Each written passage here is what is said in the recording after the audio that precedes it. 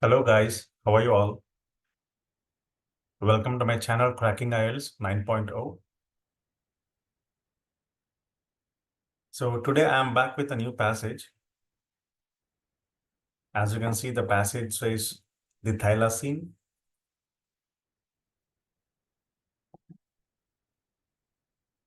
So this is like Cambridge 17, test 3, passage 1.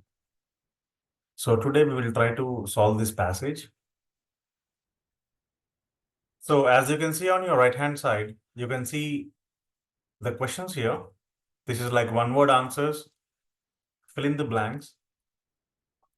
You have 5 fill in the blanks, and then you have true, false, not given from 6 to 13, right?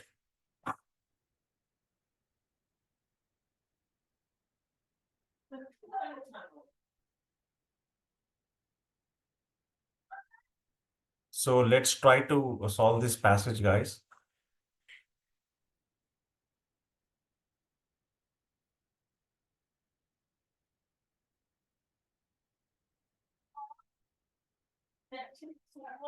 So my first tip would be you need to start reading the questions first, okay?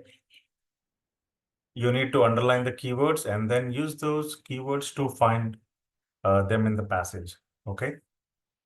So here, what does he say? He's talking about appearance and behavior, right? So this is your keyword.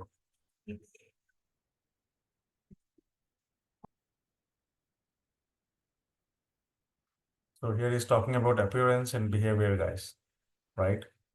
So what does he say now?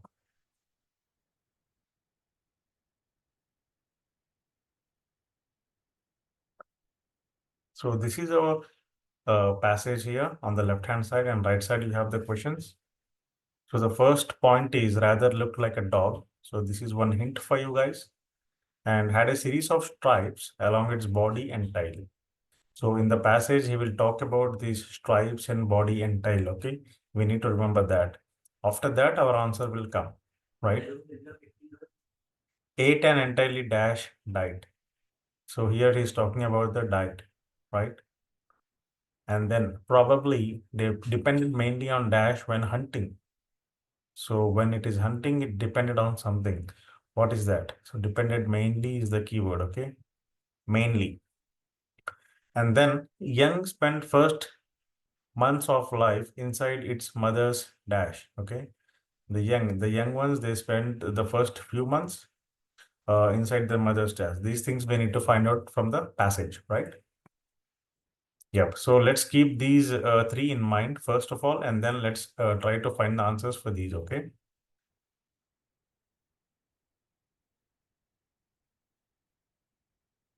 So the extinct thylacine known as the Tasmanian tiger was a marsupial that bore, I think it's superficial, right? That bore a superficial resemblance to a dog. Okay, now what is the meaning of this marsupial? Okay, here he gave a star mark. It means they will give the meaning in the bottom.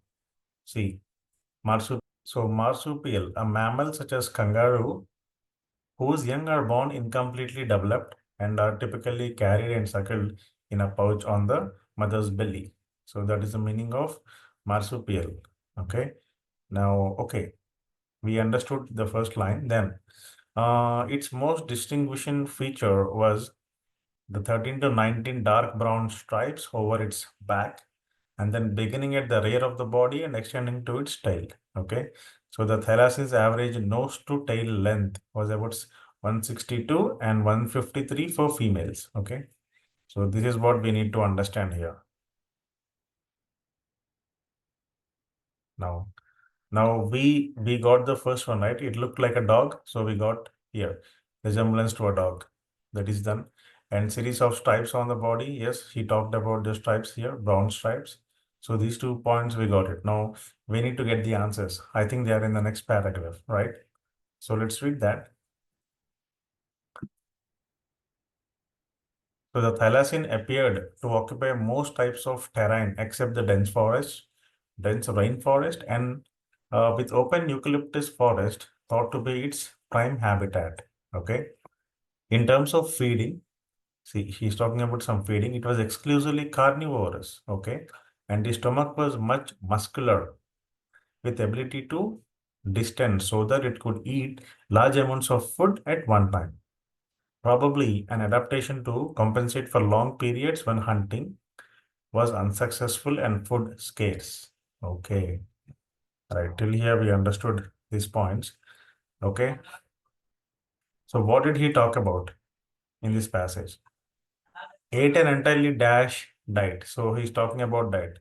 So what did it eat? I think we got the answer here somewhere, right? In terms of feeding, feeding means eating, right?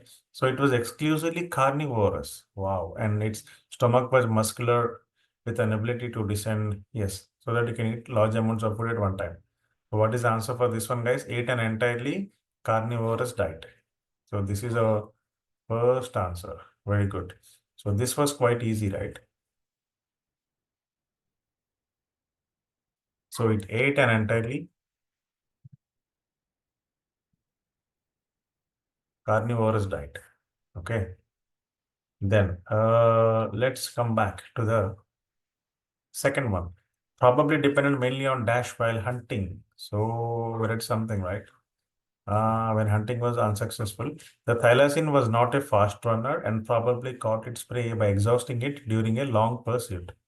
Okay, during long distance chases, thylacines were likely to have relied more on the scent than any other sense. Okay,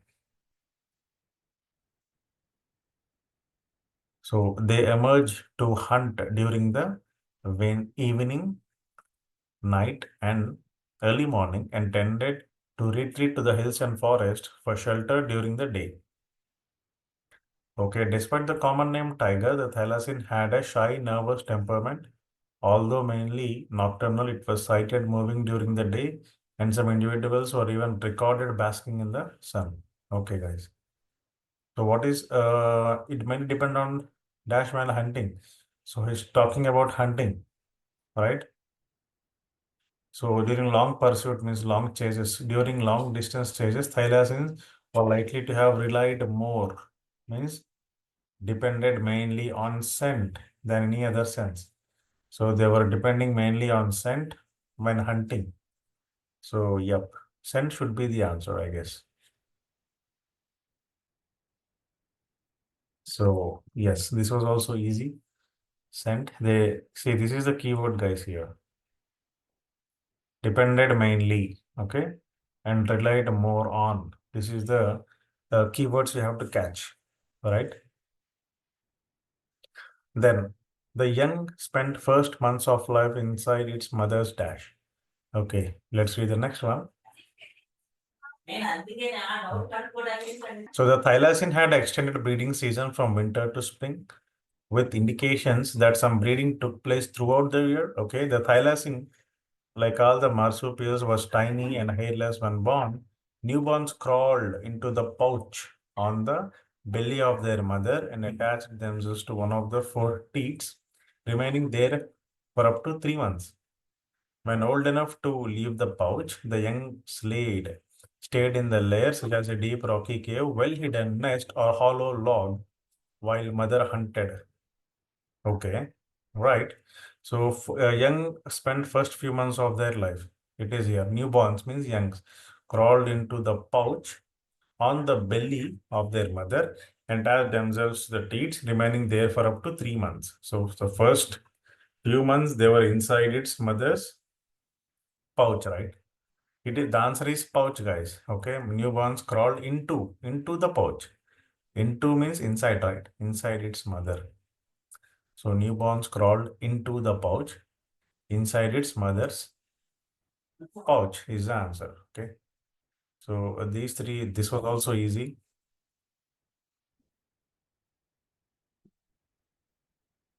Also quite easy, right? These this filling the blanks initial things, they were quite easy. Okay, let's move to the next one. So here he's talking about decline and extinction. Can you see that? So now I think the animal got I mean extinct. So he will talk about this in the next paragraphs. Okay, so last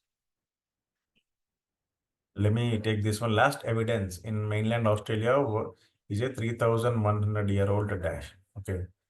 There was some last evidence of this. What is that? Let's read it. And this is our in 3,100 year.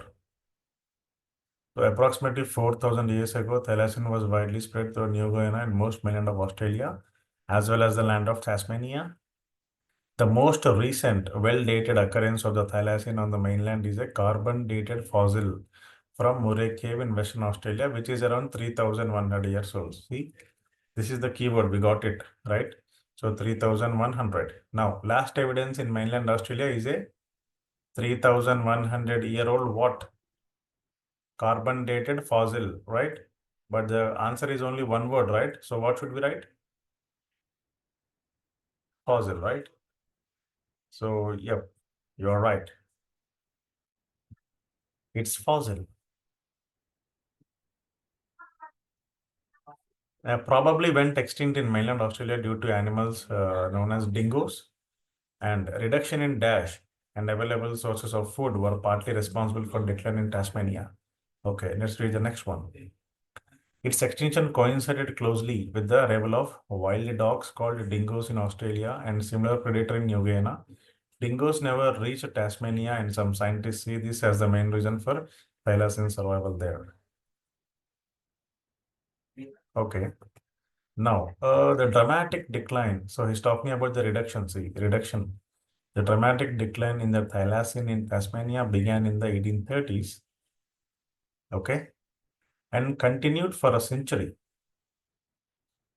And is generally attributed to the relentless efforts of sheep farmers and bounty hunters with shotguns. Okay, while this determined campaign undoubtedly played a large part, it is likely that various other factors also contribute to the decline and eventual extinction of the species. These include competition with the wild dogs introduced the European settlers.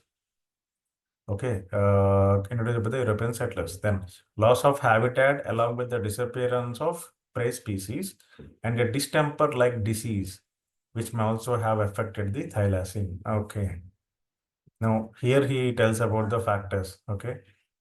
See, he said a reduction in dash and available sources of food were partly responsible for the decline in Tasmania. So here he talked about something, right? While this determined campaign undoubtedly played a large part, it is likely that various other factors also contributed. What are they? These include competition with the wild dogs, first thing, and loss of habitat. Okay, look at this one, guys. Loss of habitat and reduction in dash. Loss, reduction. They both are keywords. So loss of habitat, reduction in habitat, and available resources of food means disappearance of prey species. Prey is food, right? So yes, we got the answer as well. So loss of habitat means reduction in habitat. So that should be our answer. Okay. Yes. So let's move to the next set of questions. That is true, false, not given. Okay. I think the first part was quite easy. We got the answers pretty easily. Now let's try to solve this one as well. Now we'll be drawing. Okay.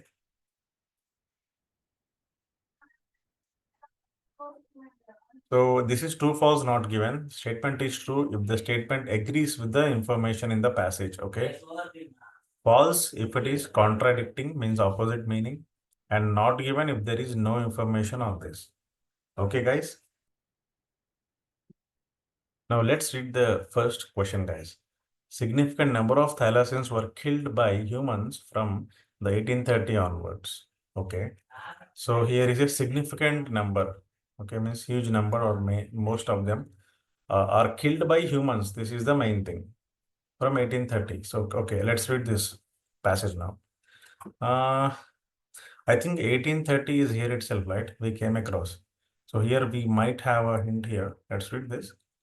The dramatic decline of thylacine, which began in 1830, was contributed for a century, continued for a century, and is generally attributed to the relentless efforts of sheep farmers and bounty hunters. Wow. Yes, guys. I think here these guys are hiding with shotguns. See? So 1830s is matching. Killed by humans is also matching. Who are the humans? Farmers and bounty hunters. So significant number of thylacines, yes. The dramatic decline means there is a large decline, means significant number of thylacines they got declined. Yes, I think sixth statement is true because the statement is agreeing with the information given in the passage. Hence, what is the sixth one? Sixth one should be true, right? Yes.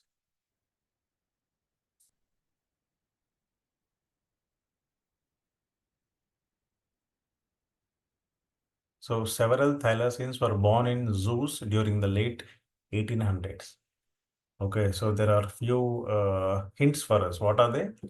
1800s is a hint. Late 1800s, okay, means around 1890s to 1900s, okay. And born in zoos, zoo is a hint, and several, he's talking about many, several, okay. Next, see, so because of these factors, it has got declined, right? There was only one successful attempt to breed the thylacine in captivity at Melbourne Zoo in 1899. Oh, wow. So this is the late 1800s we are talking about, okay? Uh, this was despite the large numbers that went through some zoos, particularly London Zoo and Hobart Zoo. Okay. Oh, so the famous naturalist John Gould, the thylacine's demise, when he published his Mammals of Australia between 1848 to 1863, writing, the numbers of this singular animal will speedily diminish. Extermination will have its full slay, and it will then, like the wolf of England and Scotland, be recorded as an animal of the past. Okay. So this is what is given. Now, he says several thylacines were born in the zoos. Now, what does this passage say? There was only one successful attempt.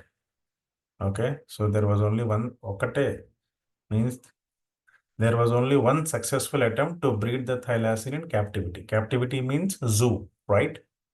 So hence in the 1899. Here he says only one successful attempt, but here he says several. So guys, see, there is only one word which is contradicting. Within one word, the whole meaning will change, right? Here he says only one successful attempt, but here he says several thylacines were born. No, no, it doesn't agree. Here he says several. No, only one thylacine was born. There was only one successful attempt, right? So clearly, this one is contradicting with the information given. Hence, this would be false, guys, right? So whatever the statement is given, this is contradicting with the information given in the passage. Hence, this is false, right? Now, next one. Now, John Gould's prediction about the thylacine surprised some biologists. Okay. Now, John Gould is a keyword and some biologists. Surprise is a keyword. Surprise some biologist. Okay. Let's read this. The famous naturalist John Gould foresaw the demise when he published this book, writing this singular animal will speedily diminish and will have its full slay, and it will then, like the wolf of England and Scotland, be recorded as an animal of the past. Okay. No, here we did not talk about any biologist. Okay. Let's read the next passage. However, there seems to have been little public pressure to preserve the thylacine, nor was much concern expressed by the scientists at the decline of this species in the decades that followed. A notable exception was the T.T. Flynn, professor of biology at the University of Tasmania. In 1914, he was sufficiently concerned about the scarcity of the thylacine to suggest that some should be captured and placed on a small island. But it was not until 1929, with the species on the very edge of extinction, that Tasmania's Animals and Birds Protection Board passed a motion protecting thylacines only for the month of December, which was thought to be their prime breeding season. Okay. The last known wild thylacine to be killed was shot by a farmer in the northeast of Tasmania in 1930, leaving just the captive specimens. Okay. Official protection of the species by the Tasmanian government was introduced in July 1936, 59 days before the last known individual died in Hobart Zoo on 7th September. Okay, right. Now, there have been numerous expeditions and searches for the thylacine over the years, none of which has produced definite evidence that they still exist.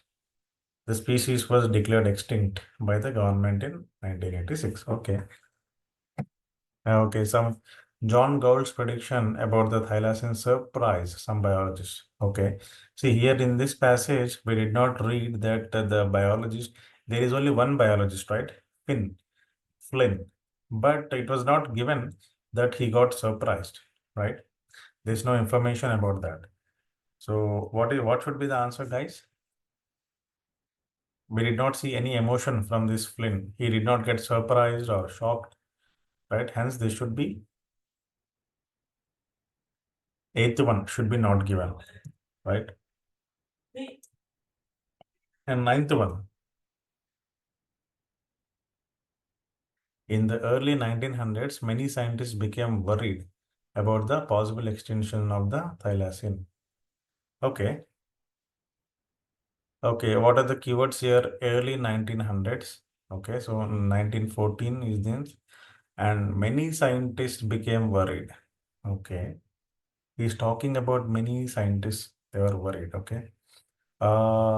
See, a notable exception. See, here in the first line, he says there was very little public pressure and nor there was concern expressed by the scientists. Okay, so no scientist was concerned about that. But a notable exception was T.T. Flynn.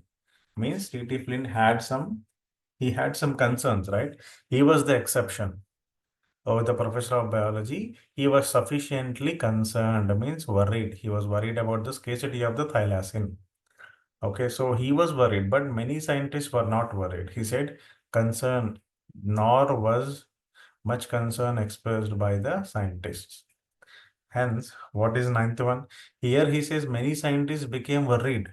No, many scientists did not become worried. Only Professor T.T. Flynn, only he was the guy who was worried. So this statement is contradicting what is given in the passage. So hence, what is the ninth one then? Should be false. Okay. Let's move to the 10th one, guys. Now, T.T. Flynn's proposal to rehome the captive thylacines on an island proved to be impractical. Okay. Okay. So, yeah, he talked about protecting them on an island, right? So, in 1914, he was sufficiently concerned about the scarcity of the animal to suggest that some should be captured and placed on a small island. Okay. Now, but it was not until 1929, with the species on the very edge of extinction, that Tasmania's Animals and Protection Board passed a motion protecting thylacine only for the month of December, which was thought to be the prime breeding season. Okay. Now, is there anything given that his proposal to on island proved to be impractical? Did we read anything that it was impractical or practical? No, nothing, right? We did not read anything about that in the passage. So what is 10 to 1, guys? It should be not given, right? Because we did not read anything about that, right?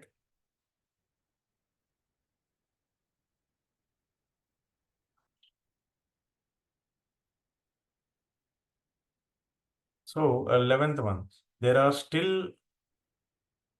were still reasonable numbers of thylacines in existence when a piece of legislation protecting the species during their breeding session was passed. Okay.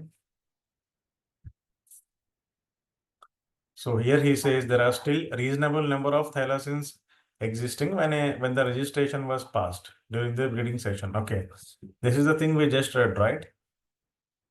But it was not until 1929 with the species on the very edge of extinction. Wow, this is what we are looking for. So species were on the edge of extinction means they are about to extinct, about to get extinct.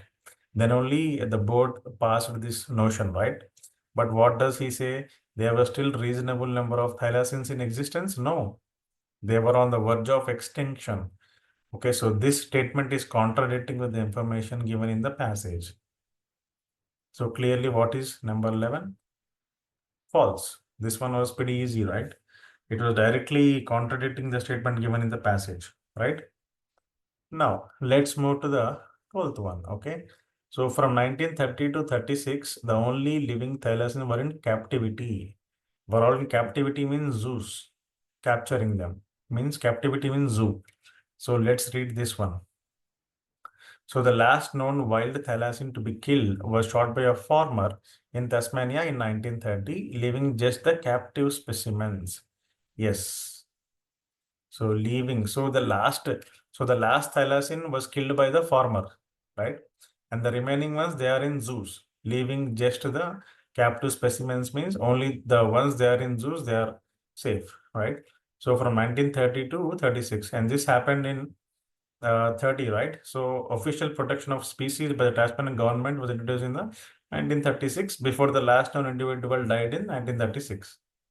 Yes, so from 1930 to 36, the only known living were all in captivity. Yes, this is true because this statement is agreeing with the information given in the passage, right? Okay. Now, attempts to find the living thylacines are now rarely made. Okay, so he's talking about attempts that are made now. Now is the keyword here, guys.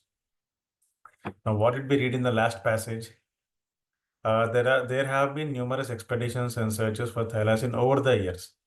Over the years means in the past. So in the past, there were many searches and expeditions, none of the which proved to be has produced different evidence that they still exist. But the species were declared extinct by the government in 1996. Okay, right. So attempts to find the thylacines are now made rarely. He's talking about now, means present. In the paragraph, he's talking about the past, right? Over the years means that was in the past. But in the question, he's talking now. What is happening now? Are they doing any searches now? Are they conducting any expeditions now? We don't know, right? Attempts to find the living thylacines are now rarely made. We don't know. There's nothing given in the passage. In the passage is given in the about the past. So 13th one, what should be it? So there is no information on that. Hence, it should be not given, right? So these should be the answers, guys. So the last one, 13th one is not given. So this passage was comparatively easy compared to the other passages. Since this is the first passage in the batch, this will be easy. So what I mean to say is the difficulty level will keep on increasing, okay? The first passage will be easy. Second one will be moderate. The third one will be difficult, okay? You need to be prepared. So this is one more hint for you guys. The first passage will be easy and from there, the level of difficulty will increase, okay? So you need to be well prepared and you should know the meanings, synonyms and all of them, right? So that was end of today's video, guys. I hope you understood. If you want me to solve any specific passage other than the Cambridge books, you can suggest that in the comments. I'll try to solve that passage as much as possible. So I'll be trying to solve the Cambridge books, all of them. So just please, if you like the content, if you like my way of teaching, please like, share, and subscribe. This will be really helpful to all the IELTS aspirants. I'll try to upload videos as many as possible. So please just bear with me and let me know if I have any suggestions or ideas. Please mention it in the comment section, guys. I'll try to reply as much as possible. So thank you so much and let's meet in some another video. Bye bye.